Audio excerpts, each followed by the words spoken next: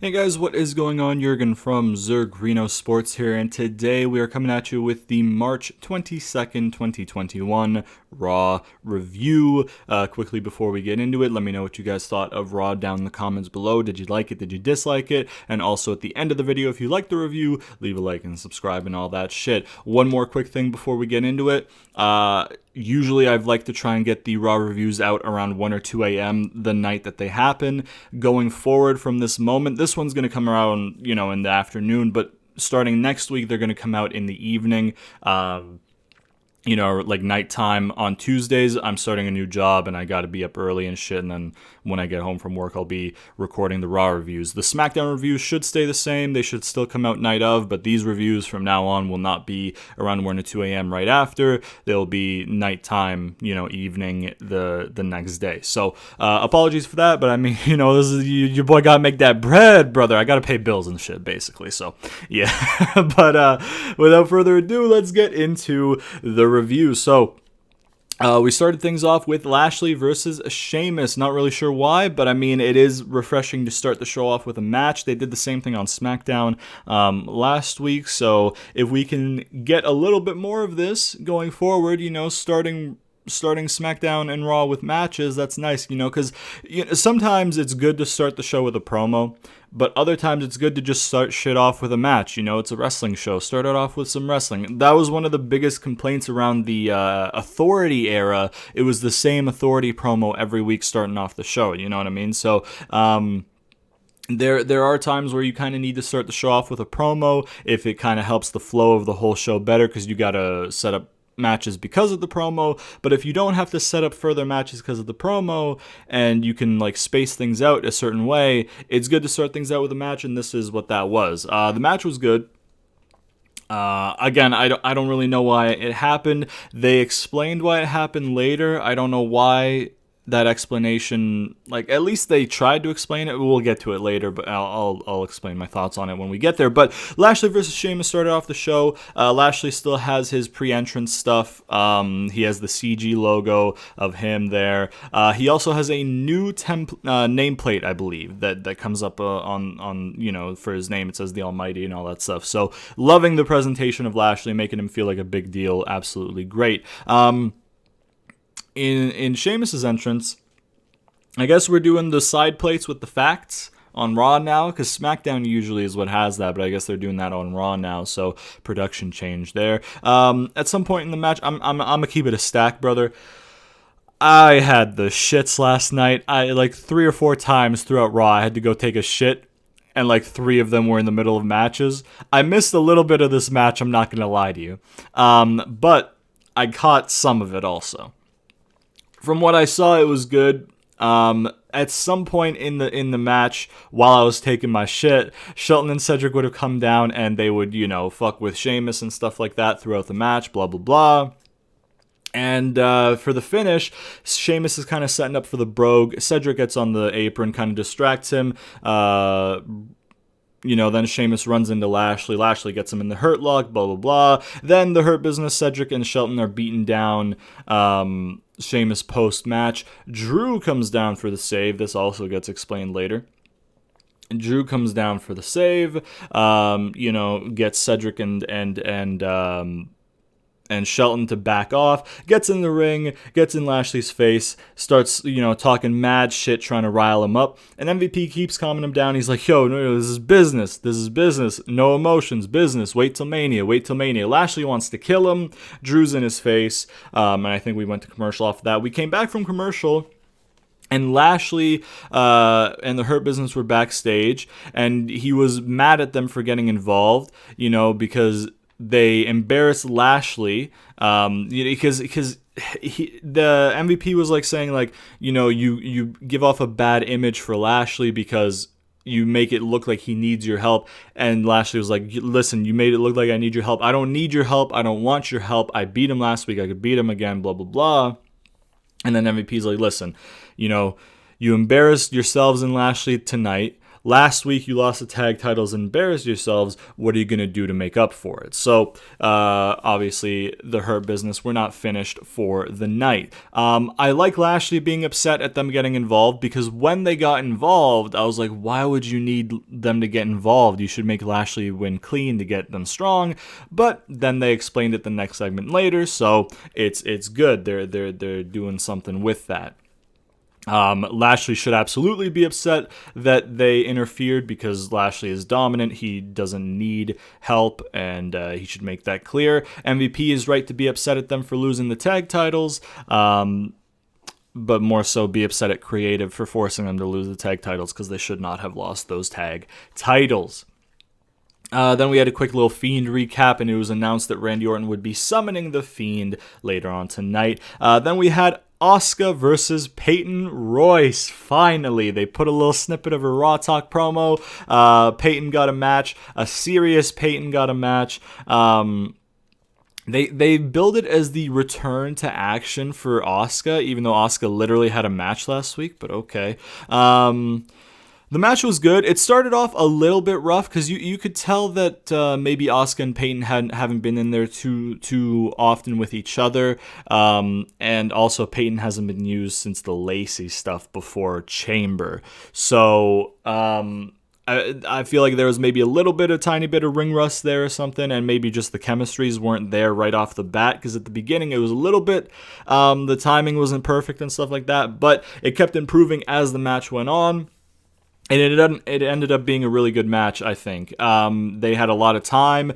Peyton looked good. Asuka looked good. Hopefully, because Asuka wins the match, but hopefully after this, Peyton can go on a little bit of a push as a more serious heel and beat some of the other women in the division, and then, build her up so that she is maybe the person to beat somebody down the line. You know what I mean? So I would enjoy that. But yeah, Asuka does win with the Asuka lock.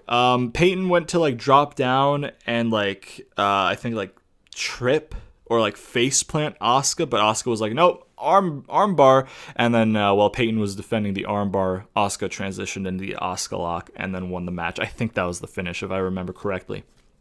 So yeah, man, I mean, it was a good match. That was a good transition. I really liked it. Then, as Asuka is celebrating the Nightmare debuts, Rhea Ripley's music hits. She comes down to the ring and cuts a promo. She calls Asuka one of the best women's champions of all time. I mean, in terms of how good she is as a wrestler, yes. In terms of booking, not at all. They've booked her like a shit champion, brother. But, that's not on her. What the fuck did I write in my book there? What? Oh, she said that Asuka proved her point or something. I don't really get that part of the promo, but whatever. She said how Charlotte challenged Asuka when she wasn't here recovering, but now Charlotte's not here. She's recovering from COVID, so she wants an answer. Rhea Ripley on her debut challenges Asuka to a title match at WrestleMania. Asuka says some shit in Japanese after taking the mic, and then she says, "Oh, you're not ready for Asuka." Rhea Ripley, I accept. So we have a Mania match, Rhea Ripley versus Asuka. I saw some people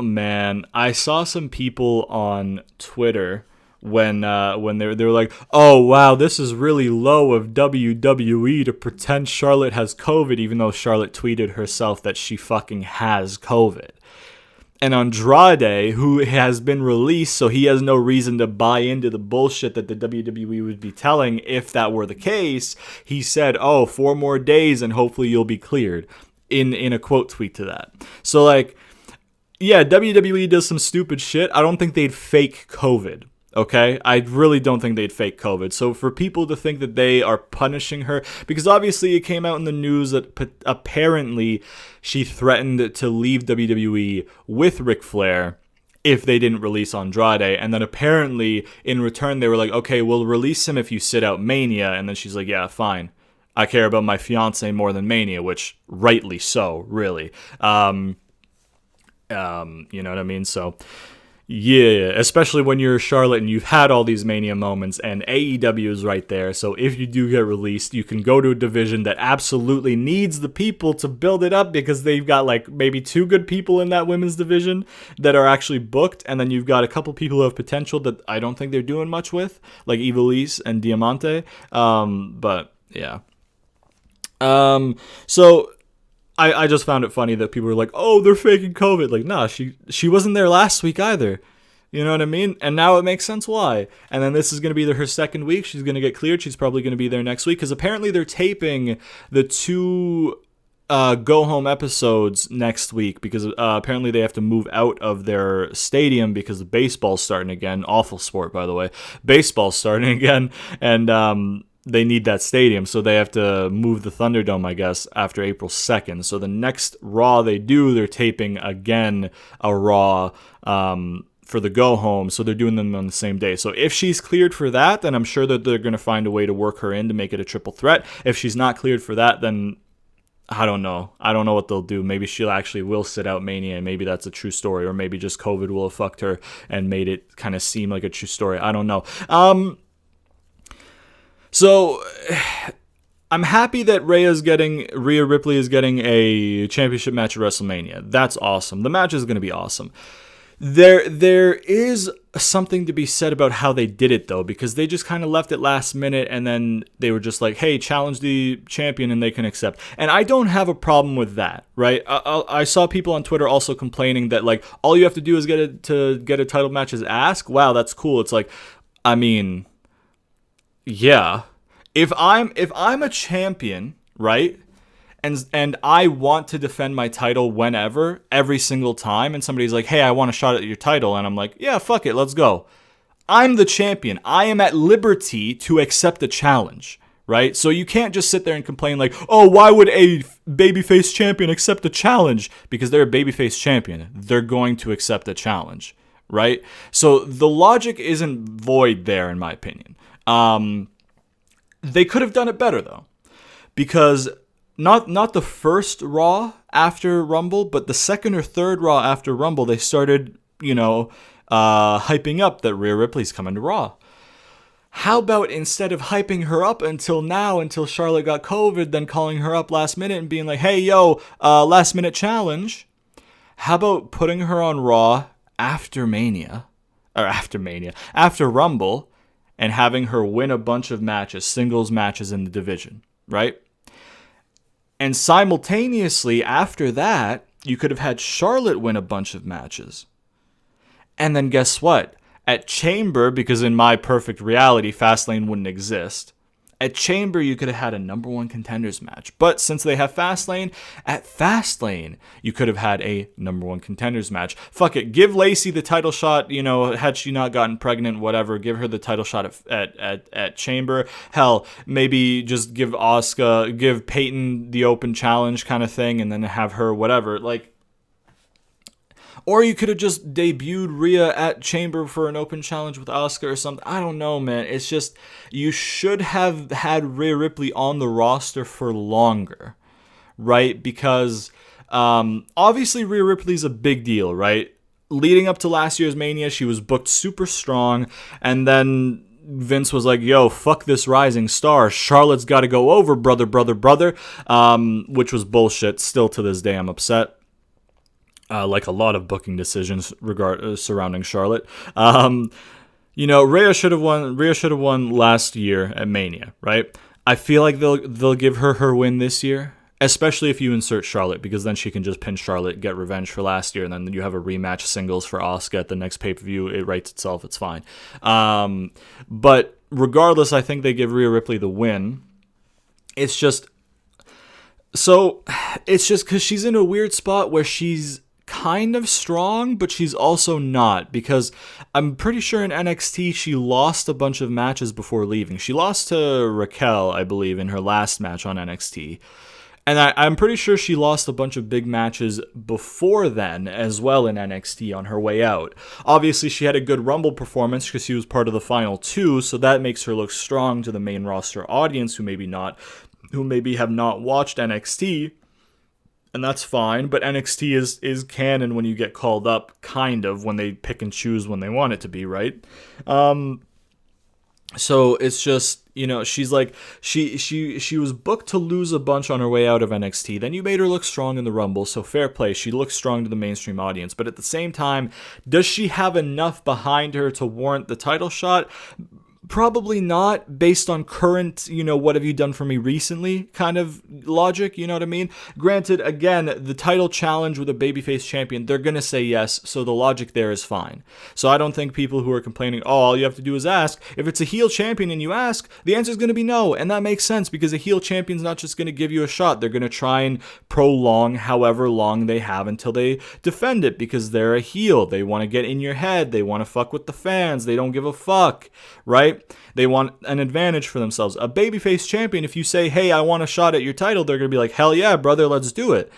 Because they're a babyface champion. It's just simple logic. There's nothing wrong with that. It's just I wish they would have built up Rhea Ripley since the Rumble with matches.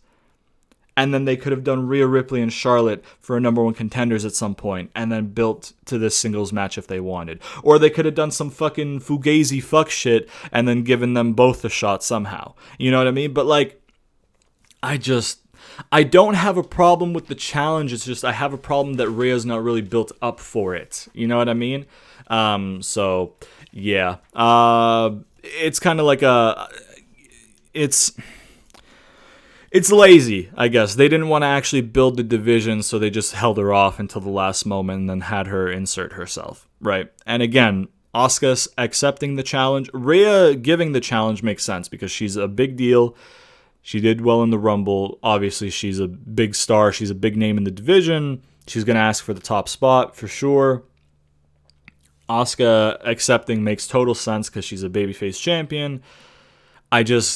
I wish they would have built Rhea up with wins in the division before then, because we knew she's been coming since Rumble, since January, end of January, so let's say February, just for argument's sake.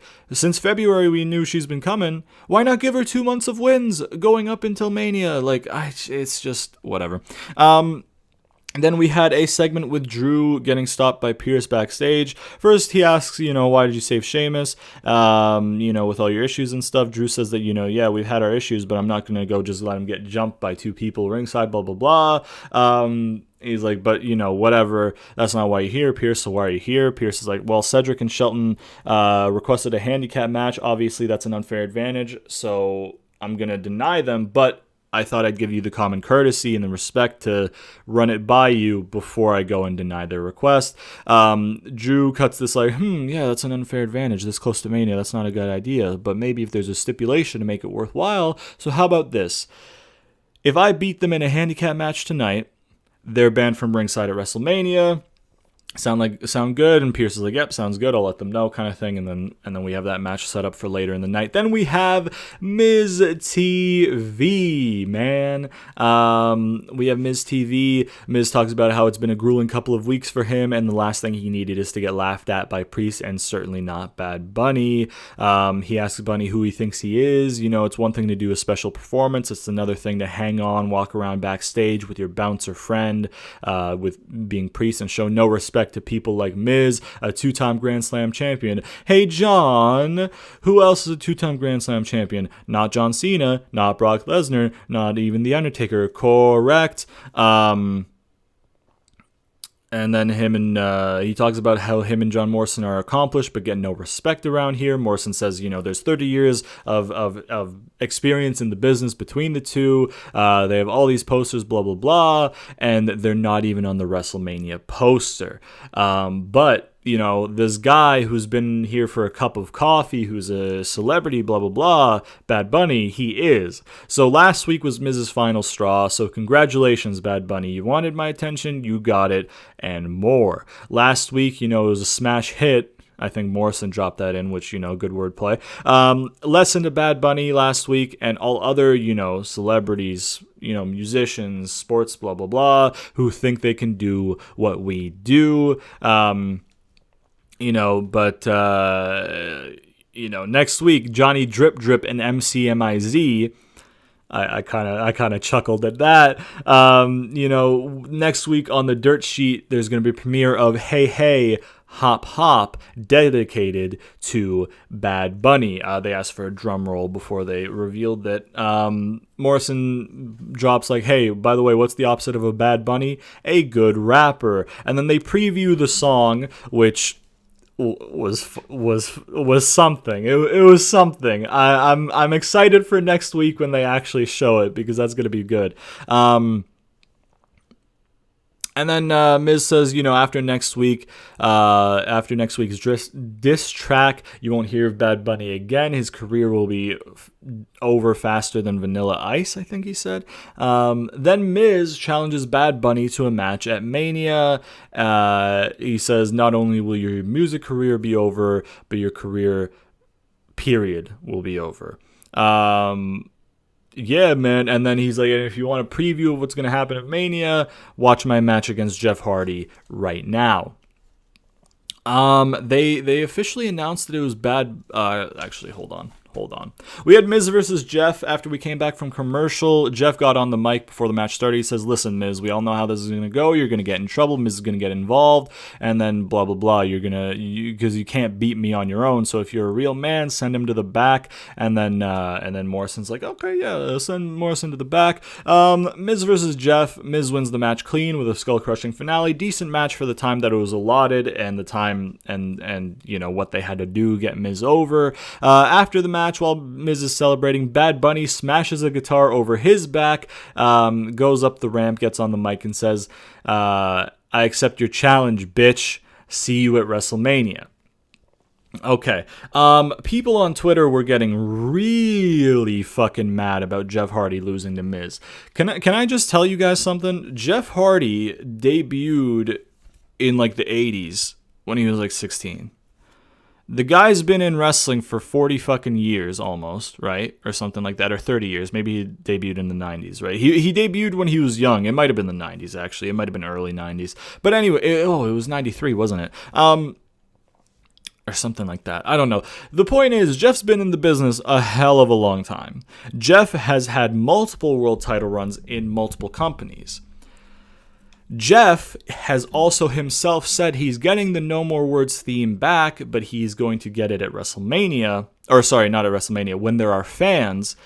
So why would you be booking Jeff to be really strong and stuff like that when he can't even have No More Words? He can't even have fan reaction.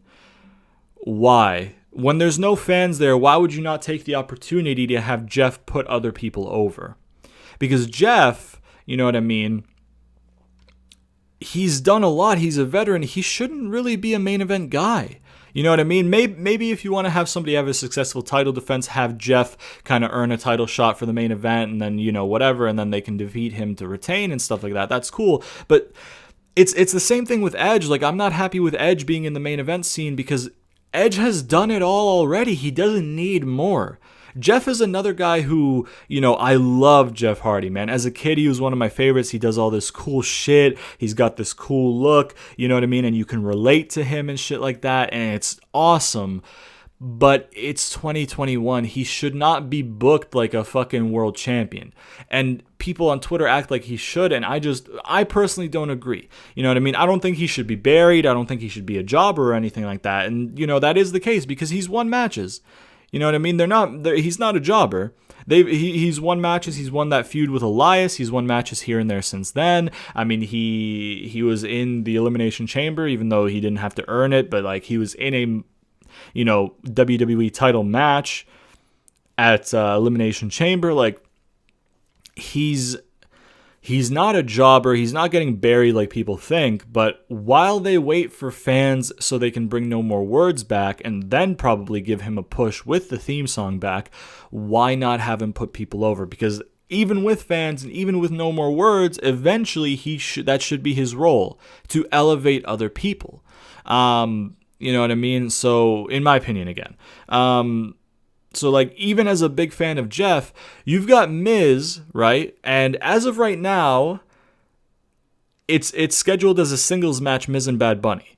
Obviously everybody thought it would be a tag match. Maybe they'll still work it in to be a tag match. I think they should, because I think a singles match with Miz and Bad Bunny is not a good idea. You should have Priest in the match. I don't think he should just be somebody who distracts Miz for the win. But let's face it, Miz at WrestleMania, and Morrison if they make it a tag, has to lose to a rapper. I don't care how popular the rapper is. They have to lose to somebody who's not a wrestler.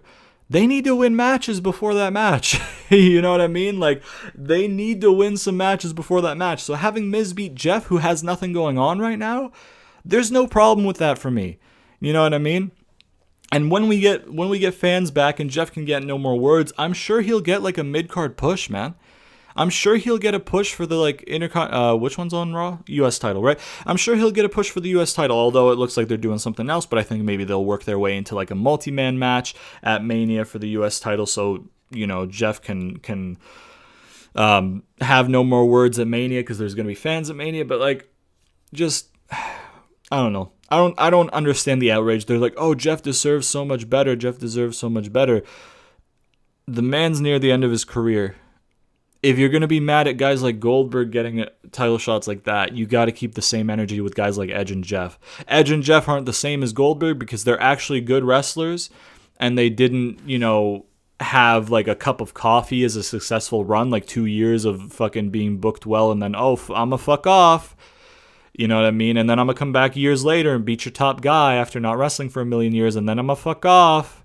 And I'm going to beat your new guy for like really quick in like 18 seconds or whatever the fuck it was against Kevin Owens. And then I'm going to fuck off. And then I'm going to fuck off. And then I'm going to beat your next rising star. They're not the same as Goldberg, but the principle is the same. They are an old star.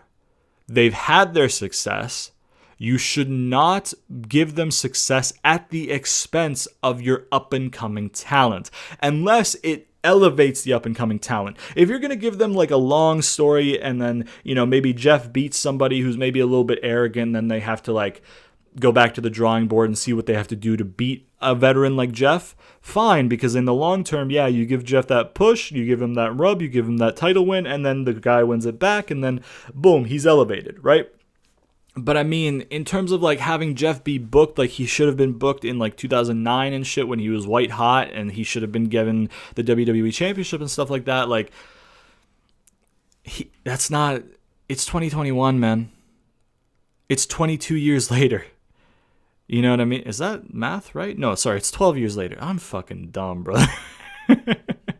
It's 11 years later. It's not 11 years later. Can I do math? It's 12 years later, dude. It's 12 years later.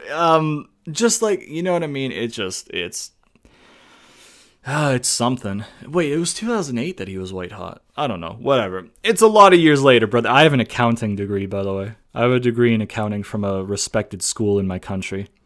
That's how bad the education system is. Okay. But yeah, so I honestly don't see a problem with Miz. I know I went on a little bit of a tangent. It's just I've been seeing it on Twitter last night before I went to sleep, and then now this morning while I got up, you know, in the comments, people are like, "Oh, Jeff deserves so much better. I can't believe they're doing Jeff like this." Like, I get that The Miz isn't everybody's favorite. Like, I'm not too hot on The Miz right now. In 2016, I thought he really did well to reinvent himself. I wanted him as WWE champion. I've said it before. You know what I mean? But, like, on Miz right now, mid-card. Mid-card, absolutely. Mid-card is Miz's spot right now for me. So, like, I'm not like, "Oh, Miz is the greatest, he should win." But, like, you're going to have him lose to a rapper at WrestleMania. Right? He needs some wins beforehand. He does. Okay? He does. So Jeff's not a bad guy to give him the win over. Jeff's a face, so you can have the face-heel dynamic, so that's fine. Jeff's not doing anything without No More Words right now. I'm sure he's going to get a little bit of a push into the mid-card title scene, maybe even the main event, I don't even know, with No More Words. But for now, like, why not have him put some guys over, man? You might as well.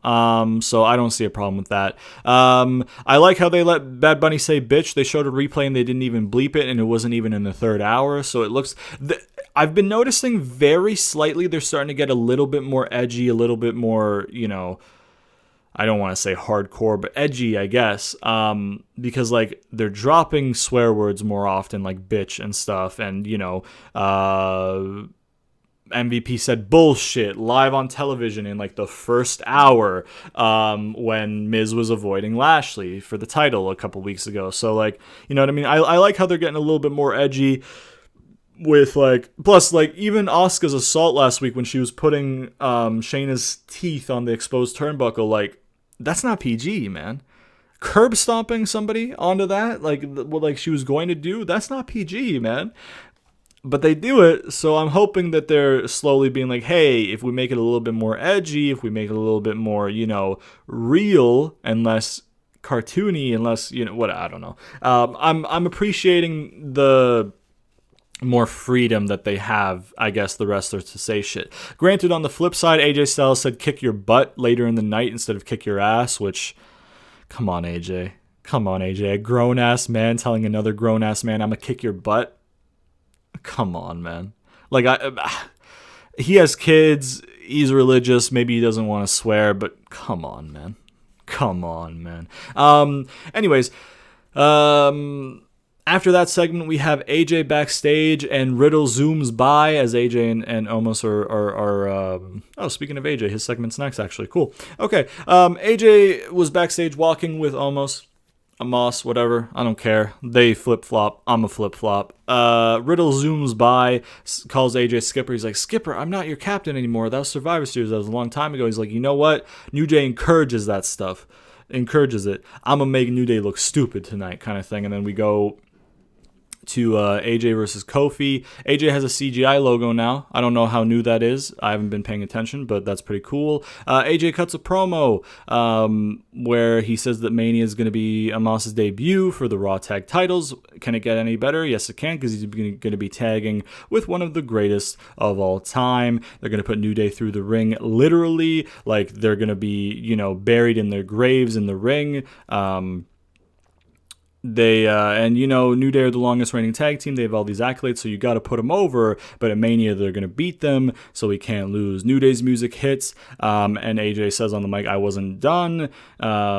And then Kofi's like, did you say you'd beat us, dude? Yo, to beat us, you got to be a team first. And I don't see a team. I see a small man trying to compensate for his size or lack thereof by hiding behind a giant of a man. AJ's going to bring you down, Omos.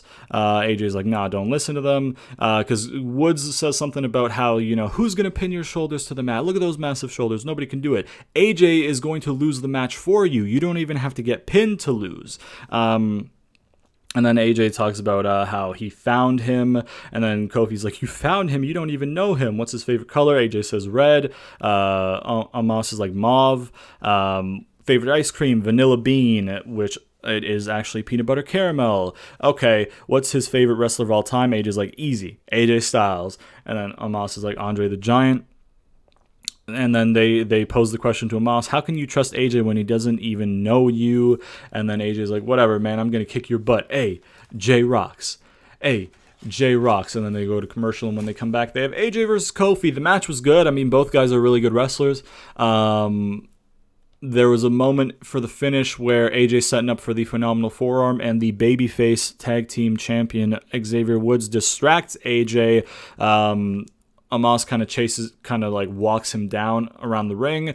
AJ goes up for the phenomenal forearm, gets caught on the way down into an SOS by Kofi. Kofi wins 1, 2, 3, and then Amos gets in the ring and he's mad, and he's kind of looking at AJ like, wow, I can't believe you lost, or I don't know if he was looking at it like, wow, I can't believe they did that. But obviously they did that so that they could call back on Woods saying, you don't even need to lose, AJ can lose the match for you. Now, I have a problem with this, and here's the problem. AJ, since I've started watching again in October, I haven't seen him lose besides TLC, I'm pretty sure, and the Rumble, technically, right? I don't think I've seen him lose a match since I've watched again, other than the TLC ladder match, which Miz got involved in, and fucking the Royal Rumble match, which he didn't get pinned in either of his losses. the technical losses. I don't think they count the Royal Rumble as a loss on your win-loss record. I don't think, just because it would be kind of unfair. You know what I mean? Because it's a match that has one winner and 29 losers. It's kind of, it is a loss on the record at TLC, but he doesn't get pinned. So he hasn't gotten pinned since I've started watching again, from my recollection. I think I read somewhere that he hasn't lost since COVID started, right? In terms of like being pinned or whatever. I think he was doing Intercontinental title stuff, and then they had him, Jeff, and Sammy in a ladder match, right, at SummerSlam or something, and that's when Sammy won his title. That was before I was watching. I don't like Kofi beating AJ. And I understand why they do it. Obviously, the storytelling is there. They put the seed of doubt in Omos. They're trying to split AJ and Omos. They're like, hey, Omos, nobody's going to pin you, but if he gets pinned, you lose the match, brother. He's going to lose for you. And then Kofi beats AJ so they can, next week, they can be like, hey, listen, man, what'd I say, Omos? I said he would lose for you. He lost last week. And he's going to lose again, blah, blah, blah. So I understand that the storytelling aspect of that is there, but on the flip side, you have AJ, who's been protected to the point that he is a main event guy if they want to pull the trigger and put him back in the main event. Obviously, they don't right now because they want something for Omos to do. They want to give him the Grand Slam, and then Omos can get a title in his in-ring debut. Whatever.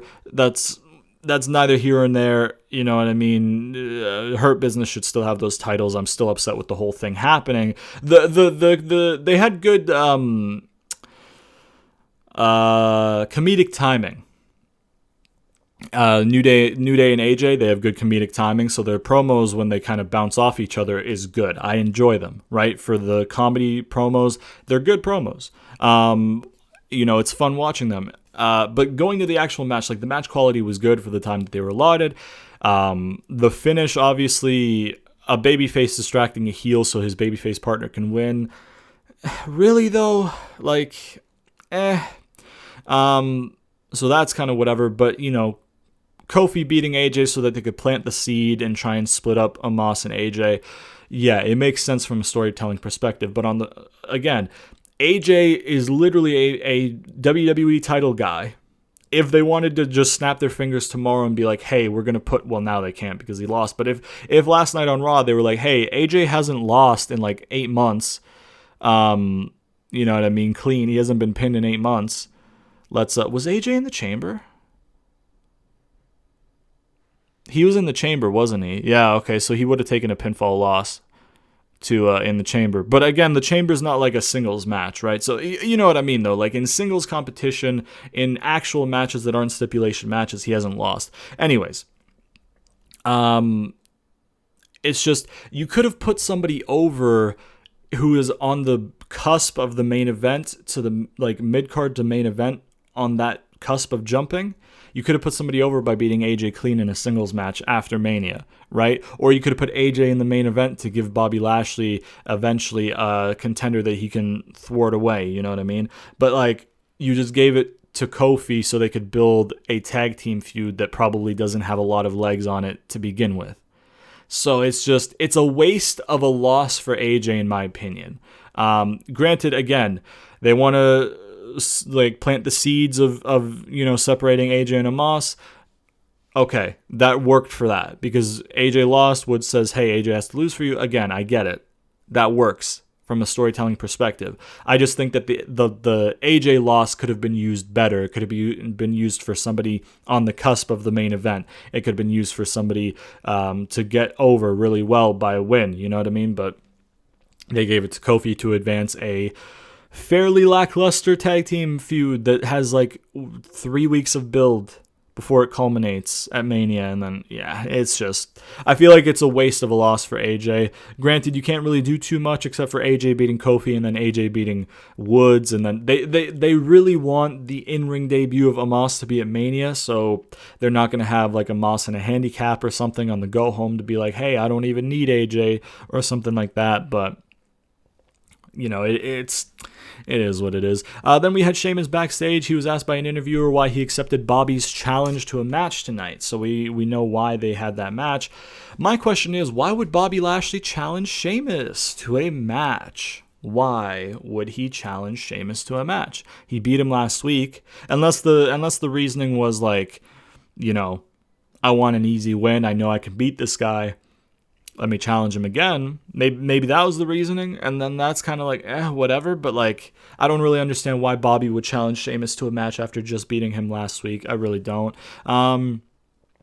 Sheamus said, like, if you have to ask that question, you don't understand me. Like, if somebody wants to fight, I want to fight them, kind of thing.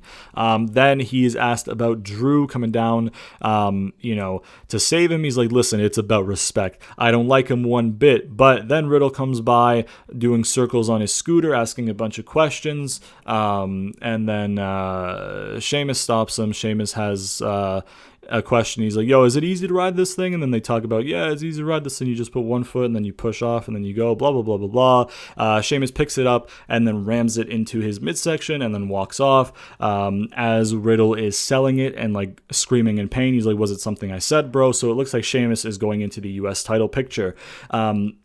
We'll have to wait and see in the next couple weeks before Mania whether it's going to be Sheamus and Riddle singles or if they do like a multi-man thing and they can get Jeff in there, which I would like to see, because No More Words is they're waiting on fans. You got fans at Mania, put Jeff in there so we get No More Words, because No More Words is an incredible theme song. Yeah, I think Jeff performed it himself, right? But yeah, man, Sheamus going into the U.S. title picture makes a lot of sense. I mean, he was up in that he was up in that main event area with Drew. Obviously, he had the prospect of a one-on-one title match with Drew before they did the Elimination Chamber, and then they just did him and Drew non-title.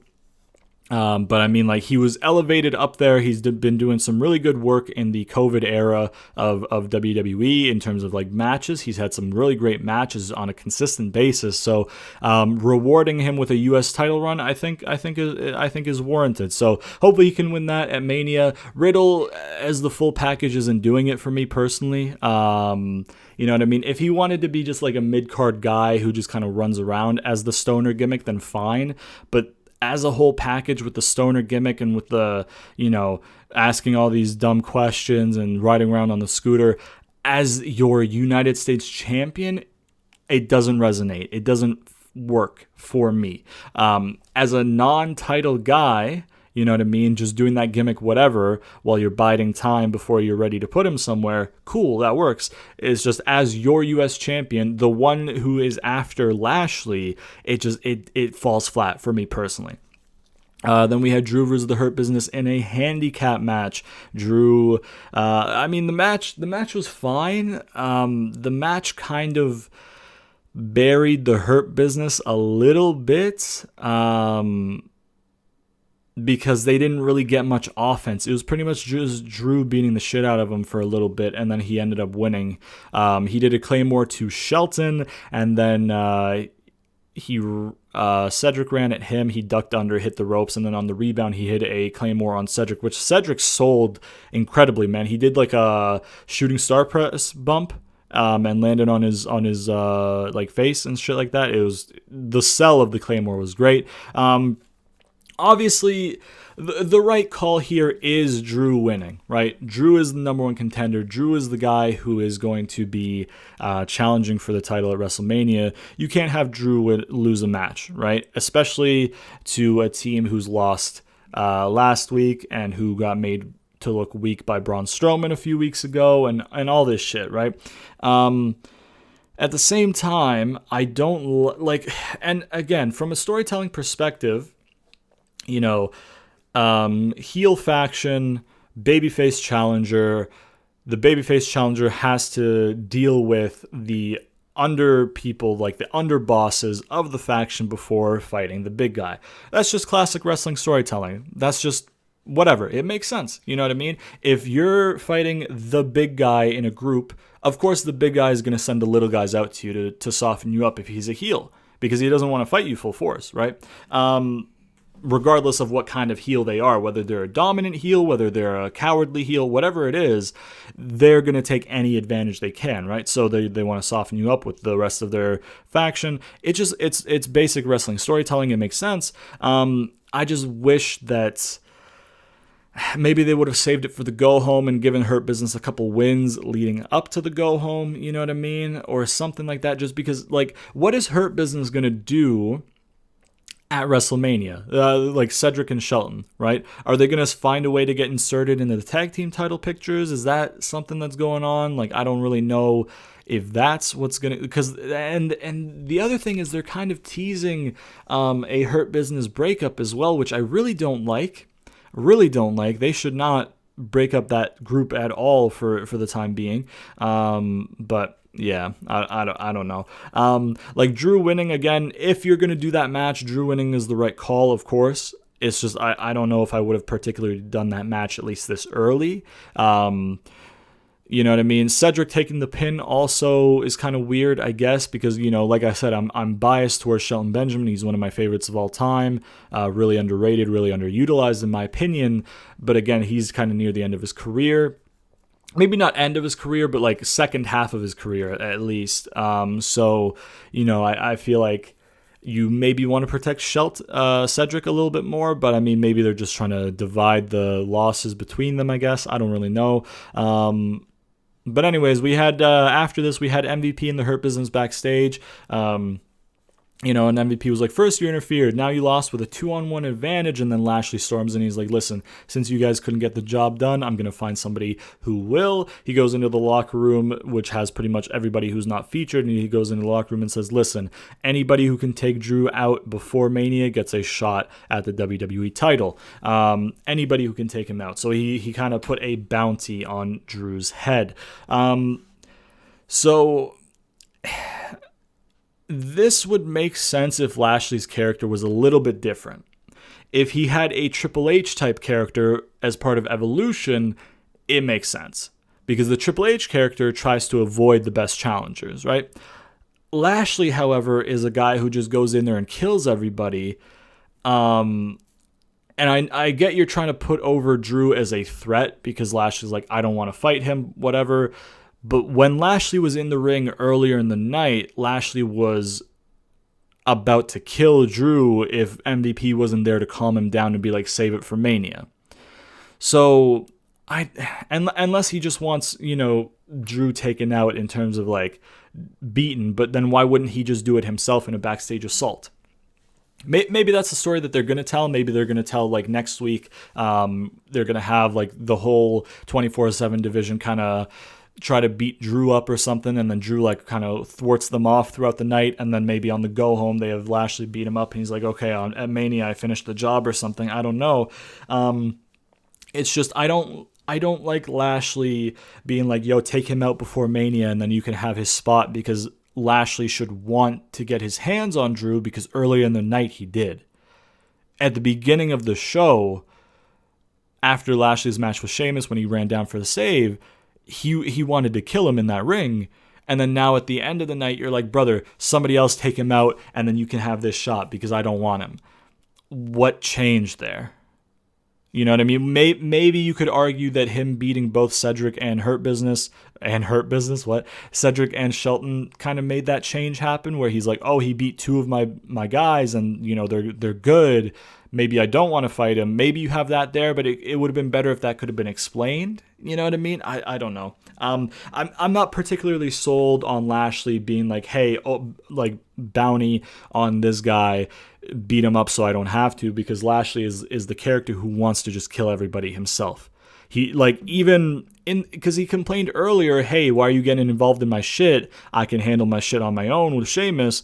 So why would he want random people on the roster to handle Drew for him? And I get it's because you need to find a way to, you know, book it until Mania, and this is a sensible way and stuff like that in some regards, because it gives Drew something to do. You don't have to have Lashley wrestle, so he can just stay until Mania and then wrestle at Mania. You give something for Drew to do in between, so his time is filled.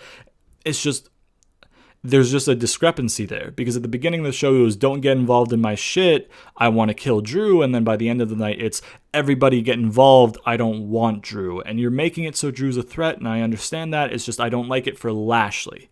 If it was a Triple H type character as part of Evolution, absolutely that works, because the Triple H character was, hey, I'm going to do everything in my power to give myself every advantage. I'm going to have people interfere. I'm going to have this and that. I'm going to have this and that. I'm going to fuck around. I'm going to, garner favor with the GM so he's on my good side, blah, blah, blah. I'm going to win by any means necessary. And again, Lashley is, I'm going to get in that ring, I'm going to obliterate you, and then I'm going to move on to the next competitor. So I just don't like that from Lashley. If it was a different type of character, absolutely all for it.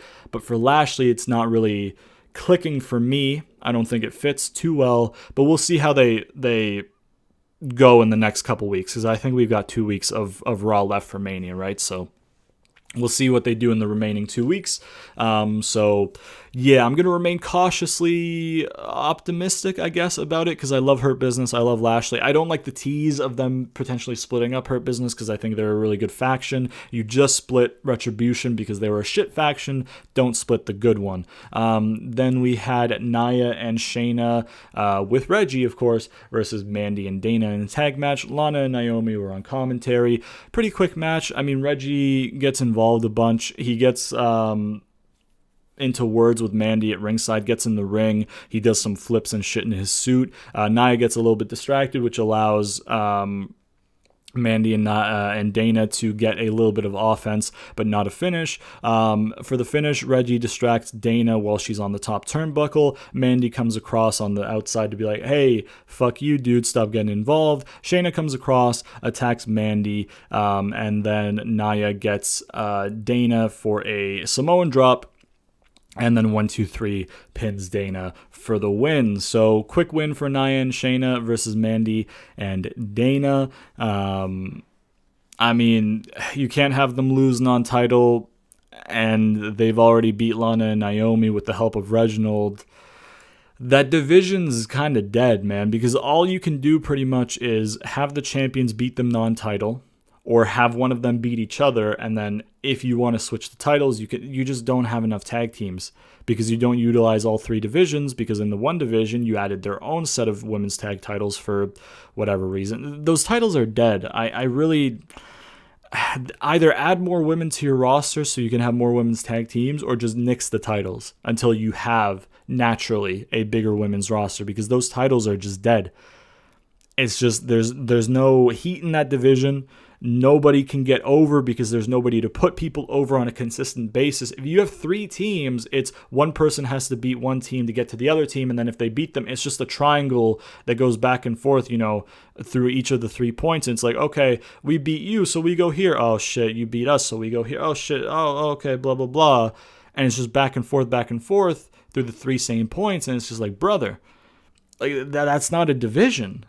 Like that, that's not a division. But yeah, I don't know. Hopefully they do something to fix it. But yeah, man. Then we had Alexa in her playground backstage. She said that Randy wanted her out of his life at Fastlane, but she's still here, and so is he. Can't always get you what you want, but tonight I'd be careful what you wish for. Let me in. Just quick and to the point. Then we had Elias with Riker and Shane cutting a promo/concert. Shane says that people were upset about last night, but none more than him, because he couldn't get a chance to beat Braun. The match is gonna happen when he's healed, whenever that may be. He says Elias didn't get the job done last night. Elias kind of cuts in to say, I didn't have time to prepare, and then Shane cuts him off. He's like, never interrupt me again. You're right, you didn't have time to prepare last night, but you did today, so you get your rematch. So this is another rematch that they did, but this kind of makes sense, you know what I mean? The competitor last night was told last second that he has a match, so then he gets a rematch when he's had time to prepare. So I don't mind them doing the rematch this week, because they explained it in a logical way. Hey, you put me in a match last second, I wasn't warmed up, can I have another shot at it? Because if I think I warm up, I'm gonna win. It's just logical. It makes sense. That's fine. So I don't mind the rematch. The whole feud itself I do mind, though, because it's garbage. But yeah, man, he said he did get time. But before that match happens, Elias and Shane wrote a song called Braun is Stupid. They perform said song, which is awful. And then Braun's music plays after they finish the song. He cuts a promo saying, "Oh, you think you're funny? Shane, you could have a peg leg, but nothing's going to stop the ass whooping I give you when I get my hands on you. And as for Elias, I have a song for you, Elias. It's called The Man Who Got These Hands." Better comebacks, Braun. Better comebacks. Okay. Then we go to commercial. We come back. We have Braun versus Elias. They added a train sound effect to the Strowman Express because Strowman did his Strowman Express thing, the charge around the ring.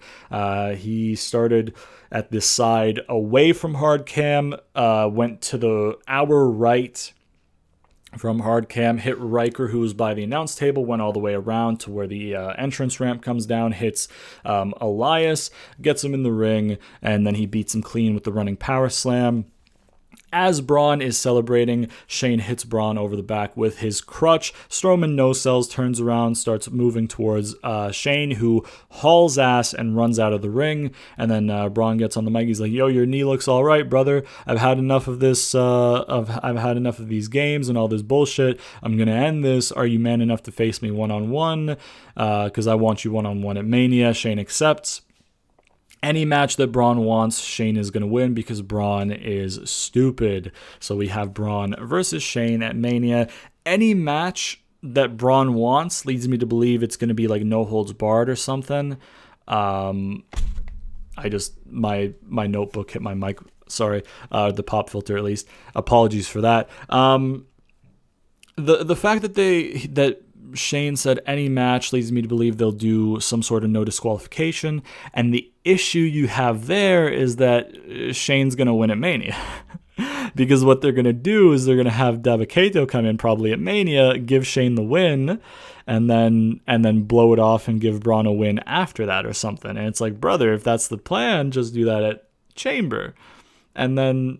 You know what I mean? I don't know. Fastlane. I don't know. Because, like, the last time they had Shane versus a talent in a feud, and you got to Mania and you're like, okay, surely Miz wins, right?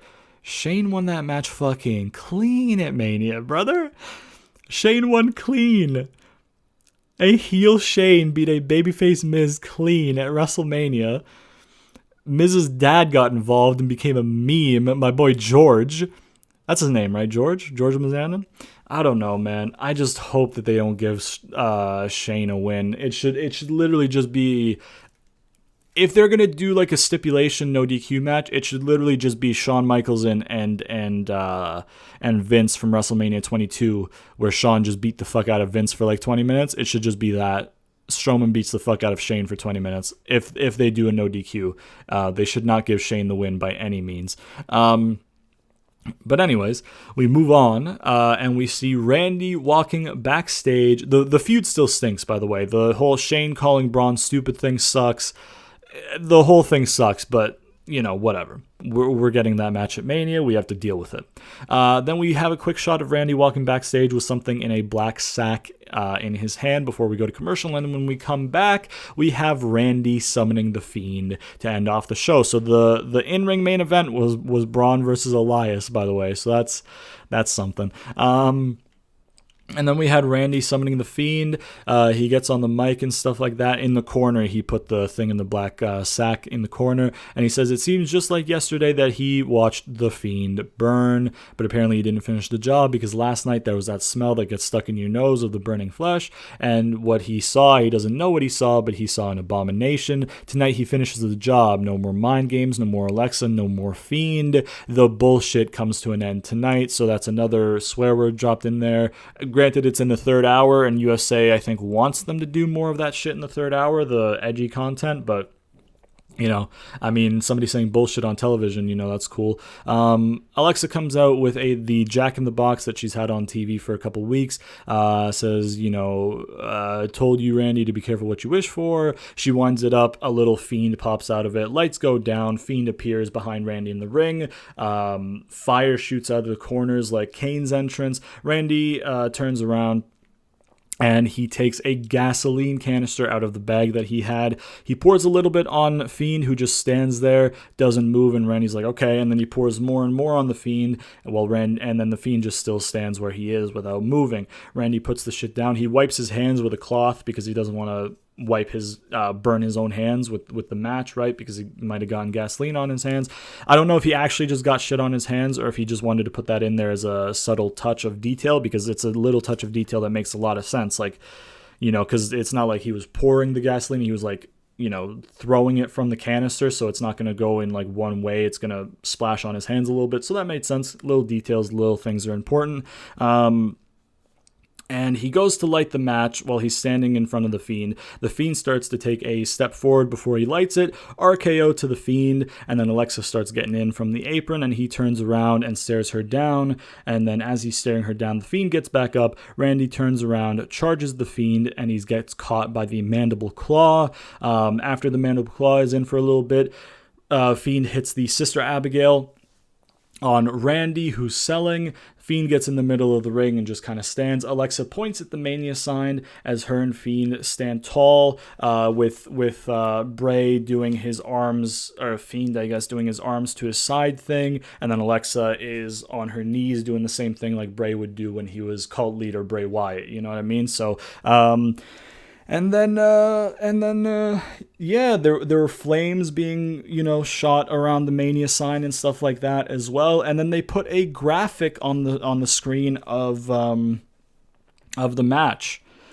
I don't like that they had the graphic ready, and a lot of people complain about the graphics being ready really short. You know what I mean? On social media and stuff. Like if there's like a number one contenders match and then they win and like 2 seconds later the graphic goes up, they're like, wow, that was ready quickly. And it's like, well, yeah, if you have a match and there's two possible winners, you're just going to make both graphics depending on who wins and just show the one that ends up being true. As a production company, you're going to make both so you're ready, and then you're going to show the one that ends up being the real one. Right? So, like, I've never understood the, like, oh, wow, Roman won that number one contenders match. They sure had that match graphic ready. It's almost like it's predetermined, or it's almost like it's a big company that has very good production quality in terms of, like, promo packages, in terms of, like, graphics and stuff like that. Not in terms of on the actual show, because Kevin Dunn is awful, and camera cuts and all that shit. But, like, you know what I mean? So, like, the production on the company on some fronts is very good. So, of course, they're just going to be ready with both match graphics for a number one contenders match. And then whoever ends up winning, they'll just use that one, right? So, I've never understood that. However, this one doesn't make any sense for them to have ready. Because how could they be like, oh, okay, yeah, Randy's going to go out there and fucking challenge the Fiend to Mania, brother. Look at that gas canister that he's carrying to the ring. That's a WrestleMania challenge. Or, oh man, Alexa and Fiend are going to, you know what I mean? Like, obviously as a wrestling fan, you know that's where it's going, right? We're building to Mania. You're not going to blow off Fiend and Randy on a fucking Raw. You know what I mean? That's not going to happen. It's going to be at Mania. But it just didn't make sense for me to have this specific match graphic ready. It didn't really make sense for me that they would have a high res, like, match graphic version of this Fiend yet. You know what I mean? Even with the old Fiend, you know what I mean? Like, because the Fiend would only show up for the matches and then kind of, like, disappear. Like, why would the Fiend character himself within kayfabe go to the green screen and just pose for pictures for WWE? You know what I mean? Logically. And why would this Fiend especially do that? So, if they would have maybe just put like a shitty, like, Photoshop job of, not a shitty, but like a cleared thing that it was like they took a picture from last night and then they Photoshopped him on, then okay. But even then, I don't know why the match graphic was ready that early. Obviously, they just want to promote the show and stuff, and that's fine. It's just logically, like, it's not a number one contenders match where you know either this person's getting it or this person's getting it. Let's make both and then use the one that's true. It's, hey, this is a feud that's unpredictable in terms of what happens, in terms of, like, the actual content, like the coughing out the black liquid, or being burned alive, or having a fireball shot at your head, and then wearing a luchador mask for a couple weeks, and then having, like, fucking burnt skin for like a day and then getting cleared the next day. Like, you know what I mean? Like just the paranormal, I guess, stuff. You know what I mean? With the nature of it, why would they have that match graphic ready? Granted, it's a small thing. It doesn't matter. I just wanted to be pedantic. Is that a word? Is that the right word I'm looking for? I don't know. But that was Raw. Overall, Raw wasn't bad, actually. You know what I mean? They explained some things. There were some things that were a little bit like, why are you doing that? But like, other than that, like, I don't really like them doing singles for Miz and Bad Bunny. I hope that in the next couple weeks they get Priest involved, because Priest wasn't on the show at all this week except for on the match graphic being in Bad Bunny's corner. I hope that they get him involved and make it a tag match, because that'd be good. But yeah, I mean, like, overall, I liked most of the show, or at least aspects of most of the show. I mean, like, Lashley and Sheamus was fine. The fact that they had the same match 2 weeks in a row and Lashley challenged him didn't really make sense. But I mean, like, for them, I don't know. The Lashley stuff at the end of the night didn't make sense, but the Lashley stuff at the beginning of the night where he said, let me do my own shit, don't get involved, like, I liked that. Asuka and Peyton was great because it put a light on Peyton. It put her over in defeat, in my opinion, because she really challenged Asuka. You know what I mean? I thought Miz TV was good. I thought Miz and Jeff was fine. I didn't have problems with it. The AJ and Kofi stuff was funny, and it makes sense what they're doing. I just didn't like that they gave away a win against AJ like that. Sheamus potentially going into the U.S. title picture, I think, is good.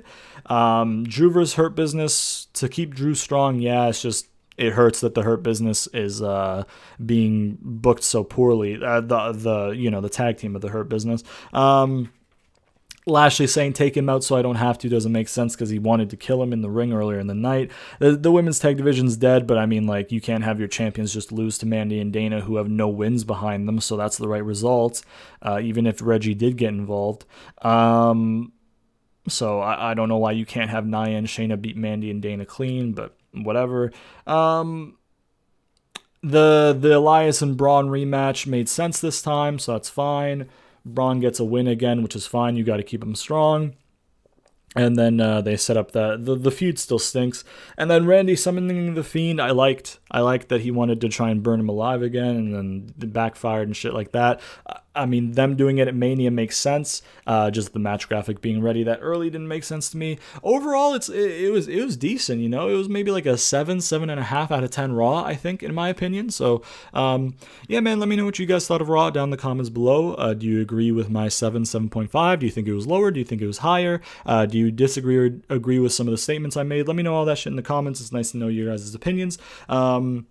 If you'd like to check out some of the other shit I do on the channel, I do gameplay stuff primarily, so if you want to check that out, links at the end of the description, especially my SmackDown vs. Raw 2006 GM mode, because I book my own storylines in that. So after listening to me shit on / critique wrestling for an hour, if you'd like to see how I book wrestling, you can do that, and then you can go shit on / critique how I book wrestling, and then it's a circle. So yeah.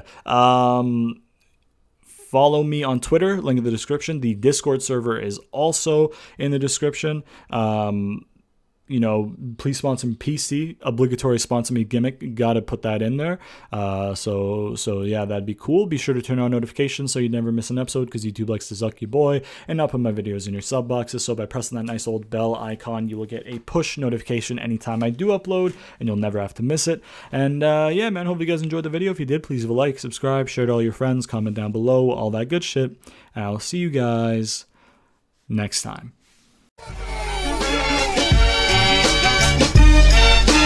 We're